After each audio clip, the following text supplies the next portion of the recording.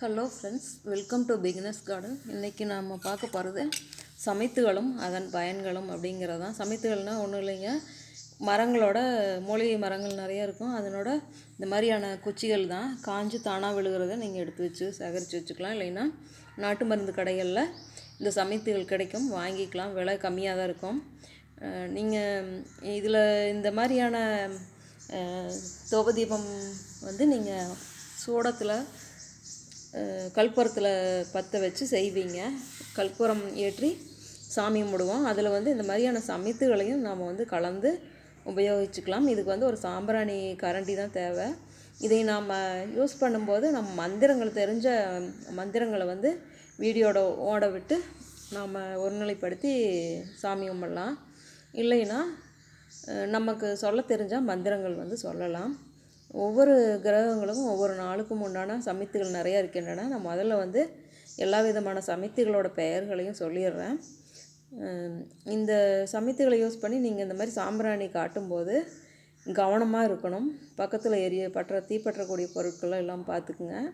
குழந்தைங்க கையில் கிடைக்காமல் பார்த்துக்குங்க. இதை எல்லாம் முடிஞ்சதுக்கப்புறம், இது எரிஞ்சு முடிஞ்சதுக்கப்புறம் எடுத்து அமைச்சு பத்திரப்படுத்திடுங்க. கவனமாக இருந்துக்குங்க. இந்த எல்லா சமித்துகளோட பெயர்களையும் சொல்லிவிட்டு அதுக்கப்புறமா நான் உங்களுக்கு அதனோட பலன்களையும் சேர்த்து சொல்கிறேன். அரசு சமித்துகளாக யூஸ் பண்ண வேண்டிய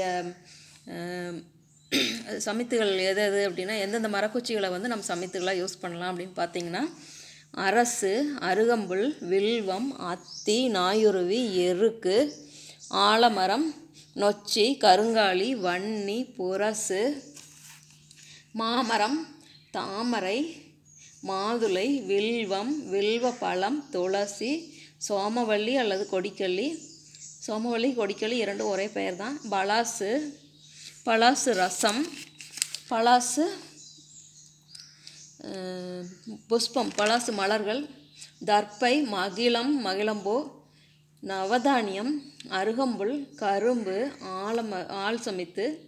ஆலமர சமித்து, எள், புங்கமர சமித்து, இலந்தை மர சமித்து, தேவதாரு மர சமித்து, வல்லாரை சமித்து, சந்தன சமித்து, வேங்கை மர சமித்து, மஞ்சள் சமித்து.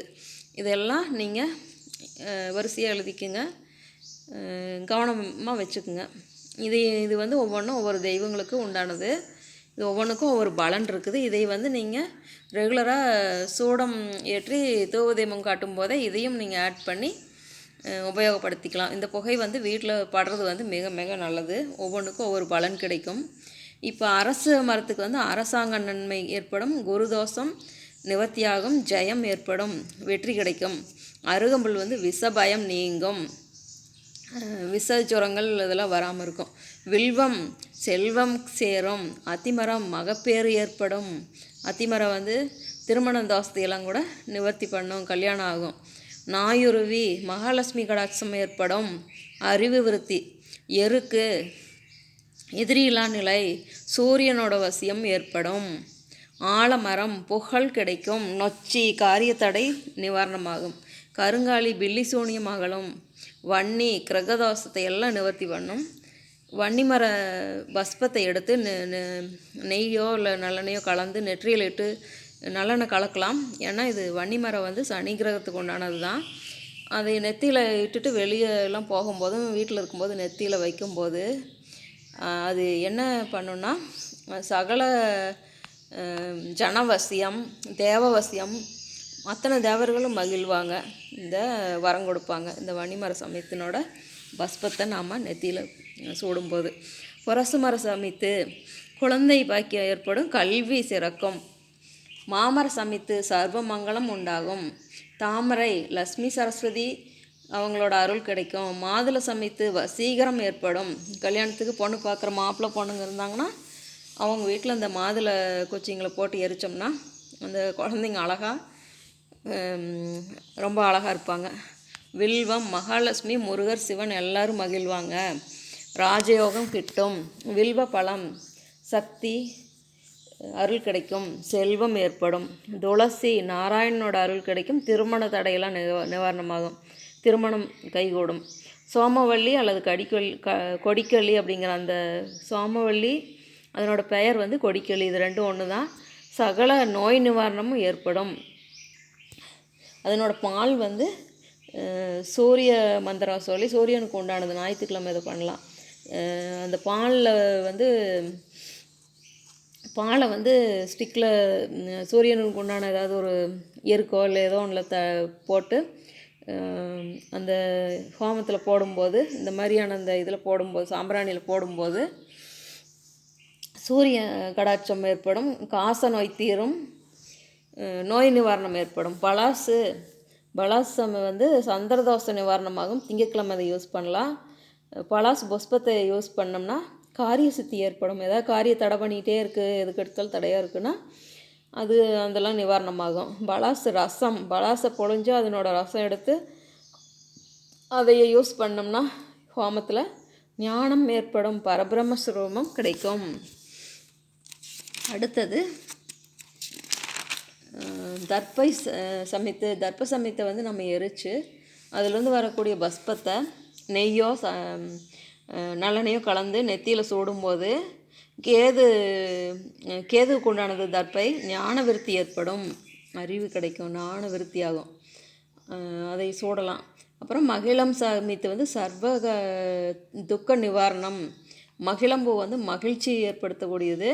மகிழ மர சமித்துகளை போட்டோம்னா நம்மளோட சகல துக்கங்கள்லாம் நிவர்த்தியாக ஆரம்பிச்சிடும், சிக்கல் தீரும், நம்ம மனசு தெளிவாகும். நவதானிய சமித்து வந்து வீட்டில் சுபிக்ஷம் ஏற்படும். அருகம்புல் வந்து விநாயகருக்கு உண்டான, ராகுவுக்கு உண்டானது, விநாயகருக்கு பிரீத்தியானது, பூர்வஜன வினைகள் எல்லாம் தீரும். அருகம்புல்லை போட்டு எரித்தோம்னா. கரும்பை காய வச்சு எடுத்து வச்சிட்டோம்னா விரும்பிய கணவன் மனைவி அமைவர், வீட்டில் வந்து இனிய இல்லறம் ஏற்படும். ஆலமர சமித்து ஆயுள் விருத்தியாகும், யமபயம் நீங்கும். எள்ளு போட்டு எரிக்கிறதுனால ஜென்ம பாவங்கள்லாம் தீரும். புங்கமர சமித்து போட்டோம்னா வெற்றி ஏற்படும். இளந்த மரம் முள்ளோடு இருக்கும், அந்த சமித்தை போட்டோம்னா குடும்பத்தில் இனிமை கிடைக்கும். தேவதாரு சமித்து வந்து சகல தெய்வங்களும் வேண்டிய வரம் கொடுப்பாங்க. நமக்கு எப்போ பார்த்தாலும் எந்த சாமியும் உதவி செய்யலைன்னு நினச்சோம்னா இதை போட்டு தேவதாரு ஸ்டிக்கை போட்டு எரிச்சிட்டோம்னா அந்த சகல தெய்வங்களும் வேறு வழி இல்லாமல் அவங்க வரம் கொடுத்துருவாங்க. எனக்கு சிரிப்பாக இருக்குது அப்படி சொல்லும்போது. வல்லாரை சமைத்து சரஸ்வதியோட கடாட்சம் ஏற்படும், கல்வி ஞாபக சக்திக்கு சிறந்தது. சந்தன சமைத்து மூதேவி விளங்கிவிடுவாங்க, சம்பத்து ஏற்படும். சந்தனம் நம்ம பெரிய மரத்தில் தான் இல்லை, சின்ன சின்ன மரம்லாம் இருந்துச்சுன்னா அது இருக்கிற ஸ்டிக்கெல்லாம் கலெக்ட் பண்ணிக்கிட்டோம்னா அதெல்லாம் ஒன்றும் விலையே இருக்காது, சிம்பிளாக இருக்கும், அதை கூட போடலாம். வேங்க மர சமைத்து வந்து பயம் அகலும், பில்லி சூனியமெல்லாம் ஓடி போயிடும். மஞ்சள் போட்டு எரித்தோம்னா ஸ்ரீவித்யா அருள் கிடைக்கும், கல்வி செல்வமெல்லாம் ஏற்படும். இன்னும் செம்மர சமயத்தெல்லாம் எழுதி வச்சுருந்தேன், அது எங்கேயும் காணுமே. செம்மர சமயத்தை போட்டோம்னா செவ்வாயோட அருள் கிடைக்கும், ரோகம் எல்லாம் காலியாகும், தைரியமே இல்லை நம்ம குழந்தைங்களுக்கு நமக்கு அப்படின்னா அந்த தைரியமெல்லாம் கிடச்சிரும். நாயுருவி சமைத்து போட்டோம்னா புதன் உண்டானது, லக்ஷ்மி கடாட்சம் ஏற்படும். சுதர்சன ஹோமத்தில் வந்து இதை பயன்படுத்துவாங்க. அத்திமர சமைத்து வந்து சுக்கரனுக்கு உண்டானது, பித்ருக்கள் வந்து பிரீத்தி அடைவாங்க. இப்போ நான் தொடர்ச்சியாக சொன்ன இந்த 3 முதல்ல சொல்லியிருக்க மாட்டேன்னு நினைக்கிறேன். சத்ரு ஜெயம் ஏற்படும். அத்திமர சமைத்து ரொம்ப எளிமையாக கிடைக்கக்கூடியது தான், அதை போட்டோம்னா சத்ருக்கள் வந்து இருக்க மாட்டாங்க, பைத்தியம் இருந்தால் கூட அது தெளிஞ்சு போயிடும். அப்படின்னா மனத்தெளிவு ஏற்படும்னு அர்த்தம். மேகரோக நோய்கள்லாம் கூட, அதாவது அழியாத நோயும் அழியும், அந்த மாதிரியான இது. வாக்கு சித்தி ஏற்படும். நம்ம சொல்கிறது வந்து ஒரு தெளிவான மனசோட தெளிவான வாக்களித்து நம்ம பேசுகிற சொல் வந்து சிறந்ததாக இருக்கும், வாக்கு சித்தி ஏற்படும். வன்னி மரம் சொல்லியாச்சு, அது அக்னிக்கு ரொம்ப பிரீத்தமானது. அக்னி மகான் வந்து அதில் தான் வாசம் செய்கிறாரு. அதை பஸ்பத்தை தரித்தோம்னா அம்மா சம்பந்தமான தலையெழுத்து ஏதாச்சும் இருக்குன்னு வைங்க, அதெல்லாம் அழிஞ்சிடும். அப்படின்னா என்ன, ஏதாவது ஆக்சிடெண்ட்லேயோ இல்லை ஏதோ ஒரு பிரச்சனையில் இந்த மாதிரி இருந்து தப்பி வந்தவங்க உயிரை காப்பாற்றுறதுக்கு போராடிட்டு இருக்கவங்களுக்கு இந்த வன்னிமர சமைத்து எரித்த அந்த பஸ்பத்தை வந்து நெய்யோ நல்லெண்ணெய்யோ கலந்து நெத்தியில் இட்டுட்டு வரலாம். விஷ்ணு சிவன் எல்லாரும் மகிழ்வாங்க, சகல தேவாதி தேவரும் அருள்வர். அவ்வளோதாங்க. இந்த சமைத்த நீங்களும் உங்கள் வீட்டில் உங்களுக்கு எது கிடைக்குதோ அதையெல்லாம் கலெக்ட் பண்ணி வச்சு பயன்படுத்தி பாருங்கள். இதனால் நமக்கு ஒன்றும் லட்சக்கணக்கிலலாம் ஒன்றும் லாஸ் ஆயிடாது. அருள் கிடைக்கட்டும். பெரிய செலவெல்லாம் எதுவும் இல்லை. இந்த மாதிரி எரிஞ்சிட்ருக்கு இந்த புகைகள் வந்து மிகவும் நல்லது. இதுலேயும் இன்னொரு ஒரு சின்ன விஷயத்தை ஆட் பண்ணி விட்றேன். இது வந்து இந்த சாமிக்கெல்லாம் வைக்காமல் ஒரு விஷயம் இருக்குது. நம்ம ஹால்லையோ இல்லை வேறு எங்கேயாச்சும் வச்சு யூஸ் பண்ணலாம். அதாவது குழந்தைங்க கைக்கு எட்டாத மாதிரி வைக்கணும். இந்த மாதிரி ஏதாவது ஒரு எந்த குச்சி வேணாலும் போடலாம், இல்லை தேங்காய் சிரட்டை இது மாதிரி போட்டு நல்லா எரிச்சிட்டு அது வெடிக்கும் உஷாராக பார்த்துக்கணும். தேங்காய் சிரட்டை போடுறோம்னா அது வெடித்து சிதறும். கொஞ்சம் பக்கத்தில் எந்த பொருள் இல்லாமல் பார்த்துக்கணும். அதெல்லாம் எரிஞ்சதுக்கப்புறம் அதில் ஒரு கைப்பிடி வேப்ப இலையை கொண்டாந்து நடுவால் வச்சு பாருங்கள். அது சகல கொசுக்களுக்கு வாய்க்கட்டு போட்ட மாதிரி ஆயிரும். கொசுக்கெல்லாம் வீக் ஆயிரும். எல்லாம் அப்போவே தலை தெரித்து ஓடிடுங்க. இந்த மாதிரி இந்த கரண்டியை நம்ம அதுக்கும் யூஸ் பண்ணலாம். நான் அதுவும் சேர்த்து தான் யூஸ் பண்ணிகிட்ருக்கிறேன். அப்பப்போ இதில் 4 ஏதாவது வேப்பங்குச்சி இந்த மாதிரியான ஸ்டிக்ஸ் எல்லாம் போட்டு இப்படி எரிஞ்சிட்ருக்கும்போது ஒரு கைப்பிடி வேப்பந்தலையை போட்டு விட்டுருவேன். ஆனால் இது வந்து வேப்பங்குச்சி வந்து சமித்துகள் அப்படின்னு சொல்லி எந்த இதுலேயுமே வரல. அதனால் நம்ம தெய்வங்களுக்கு வந்து அதை யூஸ் பண்ண வேண்டாம். சும்மா ஹாலில் வச்சு புகை போட்டு கொஞ்சமாக புகை வர மாதிரி போட்டு விட்டுக்கலாம். அது கொசுக்களெல்லாம் தலை தெறிக்க ஓடுதுங்க.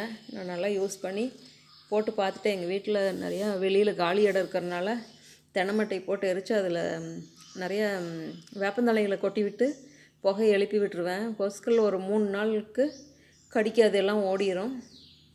இந்த வீடியோ பிடிச்சிருந்தால் லைக் பண்ணுங்கள் ஃப்ரெண்ட்ஸ். Thank you friends.